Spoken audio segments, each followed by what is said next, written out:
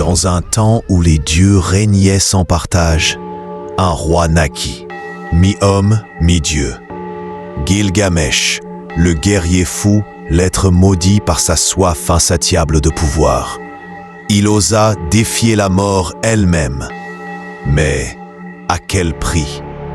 Ce que vous allez entendre n'est pas un conte. C'est une descente dans les ténèbres. Une histoire de sang, de trahison et de damnation éternelle. Préparez-vous, car le roi maudit est sur le point de révéler son cauchemar. Lorsque les hommes dormaient encore, il existait une cité d'orgueil et de pierre, bâtie par les dieux eux-mêmes. Une cité dont les murs transperçaient le ciel, dont les temples saignaient de rituels anciens, et au centre de laquelle régnait un roi, mi-homme, mi-dieu, Gilgamesh. Il était la peur, la force, le souffle même de la guerre. Il ne connaissait ni paix, ni repos. Chaque nuit, il violait les vierges. Chaque jour, il torturait ses ennemis. Son cœur était vide, sa soif était sans fin. Et les dieux eux-mêmes, commençaient à trembler devant leur propre création. Alors ils façonnèrent Enkidu, non pas d'une femme, mais de boue, de sang et de bêtes mortes. Sa chevelure grouillait de serpents, ses yeux, deux puissants fauns. Il vivait nu dans la forêt, couvert de la peau des loups qu'il avait dévorés. Il hurlait avec les hyènes, il pissait sur les totems des hommes. Il traquait les chasseurs pour leur briser les os à main nue. Mais une nuit, une prêtresse l'approcha, Shamhat, belle comme la lune, venimeuse comme l'ombre d'un dieu.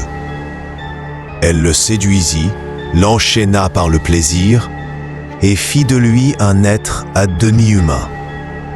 Il apprit la honte, il apprit le langage, il apprit la colère. Alors il descendit à Uruk, nu, couvert de sang séché, défiant Gilgamesh dans les rues. Leur combat dura 7 jours. Le sol se fissura, les statues tombèrent, les femmes prièrent. Et quand enfin leurs poings cessèrent de frapper, il n'y eut ni vainqueur, ni perdant. Seulement 2 bêtes, haletantes, unis par la haine, frères dans le chaos, ils devinrent inséparables. Enkidu, la bête venue du néant. Gilgamesh, le roi fou qui rêvait de tuer les dieux.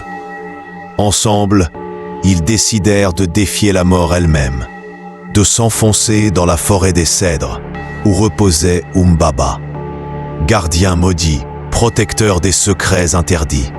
Ses dents étaient des pieux, sa voix, un vent de peste. Ses yeux brûlaient les âmes. Il n'était pas vivant, il n'était pas mort. Il était ce que même les dieux avaient oublié. Mais Gilgamesh ne connaissait pas la peur. Et Enkidu voulait voir du sang. Alors ils s'enfoncèrent dans les ténèbres. Les arbres saignaient de résine noire. Le sol criait sous leurs pas. Les oiseaux tombaient morts de l'air. Et quand ils le trouvèrent, quand Umbaba sortit de la brume, le monde s'arrêta. Il n'avait pas de visage, seulement une masse de chair battante, d'yeux flottants, de langues tranchées. Il hurlait sans bouche, il frappait sans bras, et il suppliant, sans honte, à genoux dans ses propres entrailles. Mais Gilgamesh le décapita, non par bravoure, par plaisir. La forêt mourut avec lui. Les dieux hurlèrent, ils vomirent des vers, ils jurèrent vengeance. Pose-toi un instant, regarde bien ce qui est en train de se passer. Ce n'est pas une légende, ce n'est pas un mythe poussiéreux. C'est une malédiction, vivante. Gilgamesh a défié les dieux. Et toi, aurais-tu eu le courage de braver la mort ou aurais-tu fui comme tous les autres?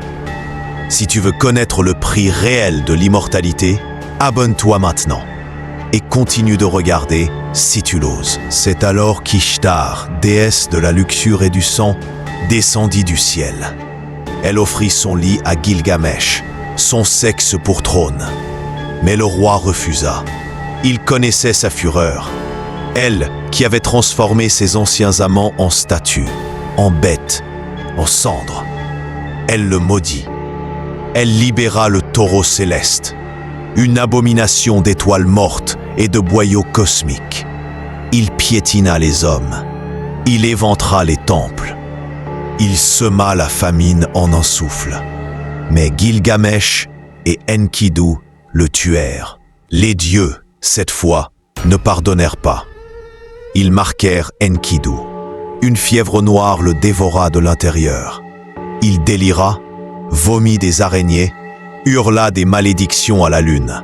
Son corps se couvrit de verre, ses yeux devinrent vitreux.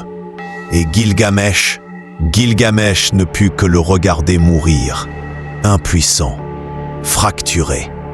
Pour la première fois, seul. La peur entra alors dans le cœur du roi. Il quitta Uruk.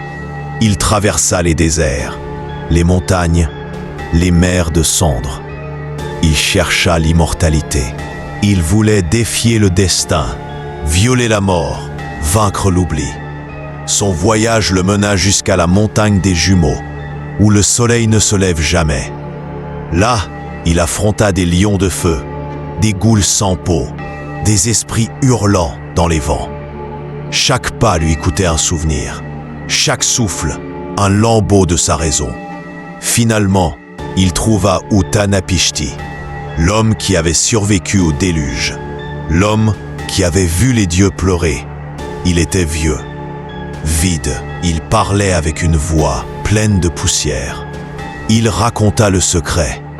L'immortalité n'était pas un don, c'était une prison.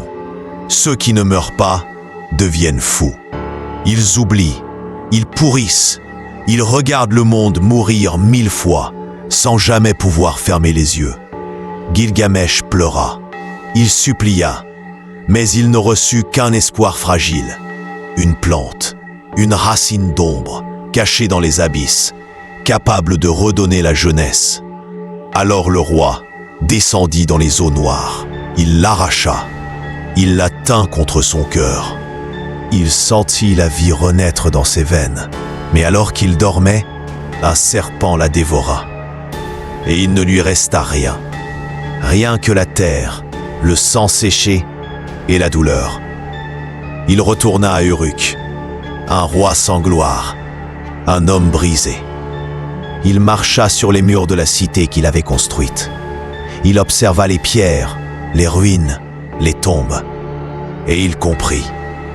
Tout s'effondre, tout meurt, même les rois, même les dieux.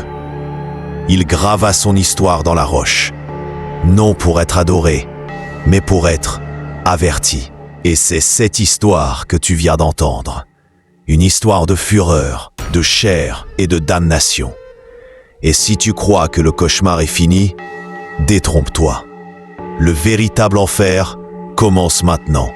Abonne-toi, like, partage, car ce que tu vas voir ensuite va t'arracher le sommeil.